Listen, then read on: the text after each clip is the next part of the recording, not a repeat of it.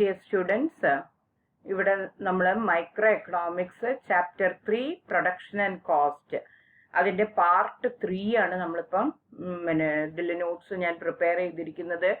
അതിൽ രണ്ട് കാര്യങ്ങളാണ് പറയുന്നത്, റിട്ടേൺസ് ടു സ്കെയിലും കോബ് ഡഗ്ലസ് പ്രൊഡക്ഷൻ ഫംഗ്ഷനും. ഇത് രണ്ടുമാണ് ഇതിൽ പറയുന്നത്. ഇത് purely based on NCERT text book ആണ്. അപ്പൊ നമുക്ക് എന്തൊക്കെയാണെന്ന് നോക്കാം. റിട്ടേൺസ് ടു സ്കെയിൽ എന്താണ്? കഴിഞ്ഞ ക്ലാസ്സിൽ നമ്മൾ എന്താ പഠിച്ചത് ഷോർട്ട് റൺ പ്രൊഡക്ഷൻ ഫംഗ്ഷൻ ആയിരുന്നു നമ്മൾ നോക്കിയിട്ടുണ്ടായിരുന്നത്. ആ ഷോർട്ട് റണ്ണിൽ ഒരു ഫേമിന് തങ്ങളുടെ പ്രൊഡക്ഷൻ കൂട്ടുന്നതിന് വേണ്ടിയിട്ട് എല്ലാ ഫാക്ടേഴ്സും ഒരുപോലെ കൂട്ടാൻ പറ്റൂല. ചില ഫാക്ടേഴ്സ് ഫിക്സ്ഡ് ഫാക്ടേഴ്സ് ആയിരിക്കും, ചില ഫാക്ടേഴ്സ് വേരിയബിൾ ഫാക്ടേഴ്സ് ആയിരിക്കും. അങ്ങനെ വേരിയബിൾ ഫാക്ടേഴ്സ് കൂട്ടിയിട്ടോ കുറച്ചിട്ടോ, ഒന്ന് പ്രൊഡക്ഷൻ കൂട്ടാനാണെങ്കിൽ വേരിയബിൾ ഫാക്ടേഴ്സിന്റെ അളവ് കൂട്ടും, പ്രൊഡക്ഷൻ കുറയ്ക്കാനാണെങ്കിൽ വേരിയബിൾ ഫാക്ടേഴ്സിന്റെ അളവ് കുറയ്ക്കും. അപ്പൊ ആ പ്രൊഡക്ഷൻ ഫംഗ്ഷനെ പറ്റിയിട്ടായിരുന്നു നമ്മൾ ഇതിനു മുൻപ് പഠിച്ചത്. അതിന്റെ പേരാണ് ലോ ഓഫ് വേരിയബിൾ പ്രൊപ്പോർഷൻ അല്ലെങ്കിൽ law of diminishing marginal product, അതുമല്ലെങ്കിൽ short run production function. The law of variable proportion arises because factor proportions change as long as one factor is held constant and the other is increased. അതിനെ തന്നെയാണ് short run production function അല്ലെങ്കിൽ law of variable proportion അല്ലെങ്കിൽ law of diminishing marginal product എന്ന് പറയുന്നത്. But in the long run there is no fixed factor. So both factors can be changed to increase or decrease output. അപ്പൊ long റണ്ണില് ഒരു ഫാക്ടറും factor ഇൻപുട്ടും നമ്മൾ ഉൽപാദനത്തിൽ ഉപയോഗിക്കുന്ന ഒരു ഘടകവും ഫിക്സ്ഡ് അല്ല. എല്ലാ ഘടകങ്ങളെയും നമുക്ക് എന്ത് ചെയ്യാൻ പറ്റും? മാറ്റാൻ പറ്റും, കൂട്ടാൻ പറ്റും. ലാൻഡ് ആണെങ്കിൽ കുറച്ച് കൂടുതൽ ലാൻഡ് വാങ്ങാൻ പറ്റും, അല്ലെങ്കിൽ ബിൽഡിങ്സ് ഉണ്ടാക്കാൻ പറ്റും, അതുമല്ലെങ്കിൽ മെഷീനറി വാങ്ങാൻ പറ്റും. മനസ്സിലായില്ലേ? എല്ലാ ഫാക്ടേഴ്സും എന്ത് തന്നെയാണ്? വേരിയബിൾ ഫാക്ടേഴ്സ് ആണ്. എല്ലാ ഫാക്ടേഴ്സും എന്ത് ചെയ്യാൻ പറ്റും? ചേഞ്ച് ചെയ്യാൻ പറ്റും. പ്രൊഡക്ഷൻ ഇൻക്രീസ് ചെയ്യണമെങ്കിൽ ഫാക്ടേഴ്സിന്റെ അളവ് കൂട്ടാം, പ്രൊഡക്ഷൻ ഡിക്രീസ് ചെയ്യണമെങ്കിൽ ഫാക്ടേഴ്സിന്റെ അളവ് കുറയ്ക്കാം. One special case in the long run occurs when both factors are increased by the same proportion or factors are scaled up. അതിലൊരു കണ്ടീഷൻ എന്ന് പറഞ്ഞാല് രണ്ട് ഫാക്ടേഴ്സും നമ്മൾ ഒരുപോലെ വർദ്ധിപ്പിക്കുകയാണ്, ഒരേ പ്രൊപ്പോർഷനിൽ. ഇപ്പൊ രണ്ട് മെഷീനും 2 ലേബറും ഉള്ള സ്ഥലത്ത് 3 മെഷീനും 3 ലേബറും ആക്കുക, അല്ലെങ്കിൽ 4 മെഷീനും 4 ലേബറും ആക്കുക, അതല്ലെങ്കിൽ 5 മെഷീനും 5 ലേബറും ആക്കുക. അതായത് മെഷീനും ലേബറും തമ്മിലുള്ള തോത് എപ്പോഴും എന്തായിരിക്കും? സെയിം ആയിരിക്കും, സെയിം പ്രപ്പോർഷൻ ആയിരിക്കും. ഓക്കെ, അതാണ് സെയിം പ്രപ്പോർഷൻ അല്ലെങ്കിൽ സെയിം സ്കെയിൽ. അതുകൊണ്ടാണ് ഇതിനെ റിട്ടേൺസ് ടു സ്കെയിൽ. തോത് സെയിം ആയിരിക്കും, ഒരേ തോതിൽ നമ്മൾ വർദ്ധിപ്പിച്ചുകൊണ്ടിരിക്കുക അല്ലെങ്കിൽ കുറയ്ക്കാം. വർദ്ധിപ്പിച്ചുകൊണ്ടിരിക്കുമ്പോൾ എന്താണ് സംഭവിക്കുക എന്നാണ് നമ്മൾ നോക്കുന്നത്.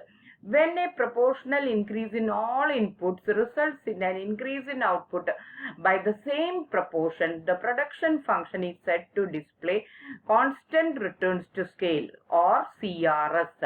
For example, suppose in a production process all inputs get doubled. As a result, if the output gets doubled, the production function exhibits CRS.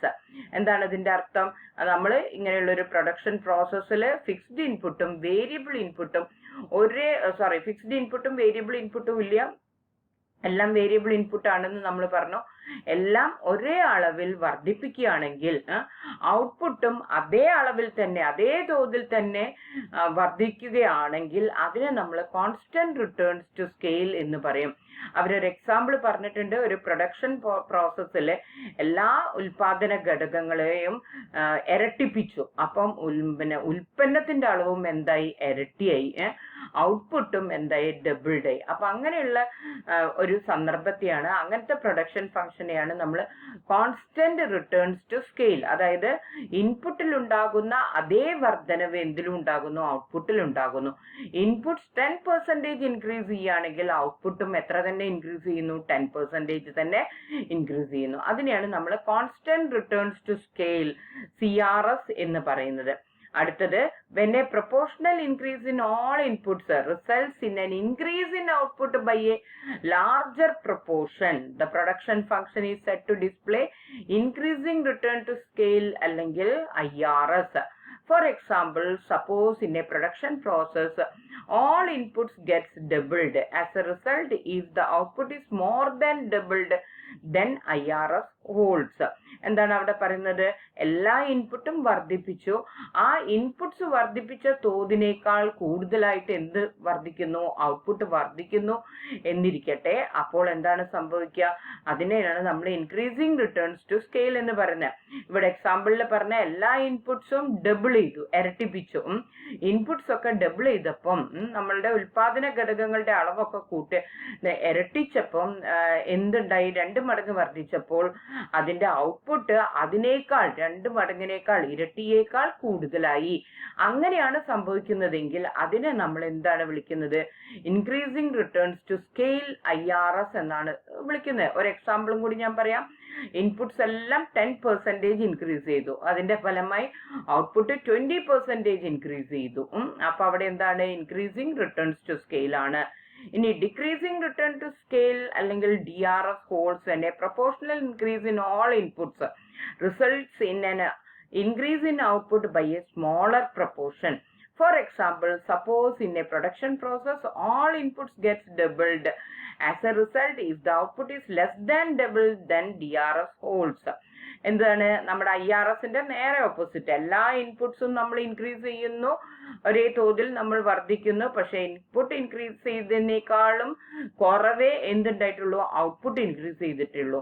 അങ്ങനെയാണെങ്കിൽ അതിനെ നമ്മൾ ഡിക്രീസിങ് റിട്ടേൺസ് ടു സ്കെയിൽ എന്നാണ് പറയുന്നത്. അതായത് ഇൻപുട്സ് എല്ലാം നമ്മൾ 10% ഇൻക്രീസ് ചെയ്തു, ഔട്ട്പുട്സ് അതിനെ 5% ഇൻക്രീസ് ചെയ്തിട്ടുള്ളൂ. അതിനെയാണ് നമ്മൾ എന്ത് പറയുന്നത്? DRS എന്ന് പറയുന്നത്.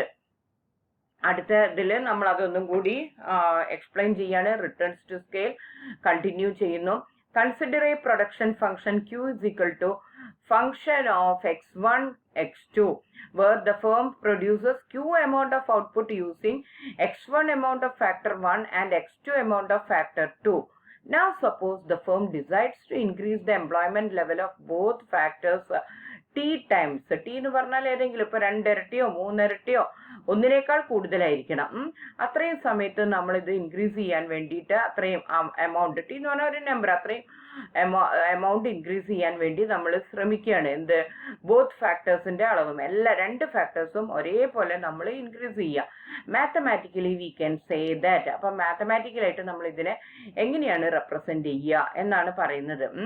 അപ്പൊ നമ്മൾ ഇവിടെ പറയുന്നത് the production function exhibits constant returns to scale if we have function of tx1 comma tx2 is equal to t into f of x1 and x2. അതായത് ന്യൂ ഔട്ട്പുട്ട് ലെവൽ ആയിട്ടുള്ള ഇതാണ്, ഇത് Q ആണ്, ന്യൂ ഔട്ട്പുട്ട് ലെവൽ. ഈ Q എന്നുള്ളത് exactly T times the previous output level. നേരത്തെ Qന്റെ exact ആയിട്ട് T times വർദ്ധിക്കുകയാണെങ്കിൽ, അതായത് ഞാനൊരു എക്സാമ്പിൾ പറയാം. നമ്മുടെ ഫാക്ടേഴ്സ് 2 ഫാക്ടേഴ്സും നമ്മൾ 3 ഇരട്ടി വർദ്ധിപ്പിച്ചു 3 ഇരട്ടി പിന്നെ ഫാക്ടേഴ്സ് വർദ്ധിപ്പിച്ചു. അപ്പോൾ ഉണ്ടാകുന്ന ഔട്ട്പുട്ട് അതാണ് ഇത്. അപ്പോൾ ഉണ്ടാകുന്ന ഔട്ട്പുട്ട് നേരത്തെ ഉണ്ടായിരുന്ന ഔട്ട്പുട്ടിന്റെ 3 ഇരട്ടി തന്നെ വർദ്ധിക്കുകയാണെങ്കിൽ അതിനെയാണ് നമ്മൾ എന്ത് വിളിക്കുന്നത്? CRS, constant returns to scale എന്ന് പറയുന്നത്. ഓക്കെ. ഇനി അതേപോലെ തന്നെ similarly if the production function exhibits increasing returns to scale if f of tx1 comma tx2 is greater than t into f of x1 x2. അതായത് നേരത്തെയുള്ള output ലെവലിന്റെ T ടൈംസിനേക്കാളും കൂടുതലായി എന്ത് നമ്മുടെ ഔട്ട്പുട്ട് വർദ്ധിക്കുക. നേരത്തെ ഔട്ട്പുട്ട് അവിടെ ഉണ്ട്. നേരത്തെ ഔട്ട്പുട്ട് ഏതാണ്? Q is equal to f of x1 x2. അപ്പൊ നമ്മൾ ഇൻപുട്സ് ഒക്കെ നമ്മൾ 3 ഇരട്ടിയാക്കി വർദ്ധിച്ചു എന്നിരിക്കട്ടെ. അപ്പൊ നേരത്തെയുള്ള ഔട്ട്പുട്ടിന്റെ 3 ഇരട്ടിയേക്കാൾ നേരത്തെയുള്ള ഔട്ട്പുട്ടാണ് ഇത്. അതിനെ 3 കൊണ്ട് T എന്ന് പറഞ്ഞാൽ 3 കൊണ്ട് ഗുണിക്കുക. അത് ഗുണിച്ചാൽ എത്രയാണോ കിട്ടുന്നത് അതിനേക്കാൾ കൂടുതലായി നമ്മുടെ ഇപ്പോഴത്തെ ഔട്ട്പുട്ട് വർദ്ധിക്കുകയാണെങ്കിൽ അതിന്റെ അർത്ഥം എന്താണ്? അത് IRS, increasing returns to scale. അത് ഒന്നും കൂടി നമ്മൾ പറയുകയാണെങ്കിൽ നേരത്തെ പറഞ്ഞ തന്നെ ഇൻപുട്സ് എല്ലാം 10% വർദ്ധിച്ചപ്പോൾ ഔട്ട്പുട്ട് 10നേക്കാൾ കൂടുതൽ പെർസെൻറ്റേജ് വർദ്ധിച്ചു എന്നാണ് അതിൻ്റെ അർത്ഥം. ഇനി it exhibits decreasing returns to scale. ഈ ഡിക്രീസ് DRS ആണ്, ഡിക്രീസിങ് കുറഞ്ഞ റിട്ടേൺസ് ടു സ്കെയിൽ. എങ്ങനെയാണെങ്കിൽ നമ്മൾ ഔട്ട്പുട്ട് നേരത്തെ ഔട്ട്പുട്ടിന്റെ T ടൈംസിനേക്കാൾ കുറവാണ് ഇപ്പോഴത്തെ ഔട്ട്പുട്ട് എന്നാണെങ്കിൽ, അതായത് നേരത്തെ ഔട്ട്പുട്ട് നമ്മൾ പിന്നെ ഇൻപുട്സ് ഒക്കെ വർദ്ധിച്ചു, 3 ഇരട്ടിയായിട്ട് വർദ്ധിച്ചു. അപ്പൊ നേരത്തെ ഔട്ട്പുട്ടിനെ T കൊണ്ട് ഗുണിച്ചതാണ് ഇത്.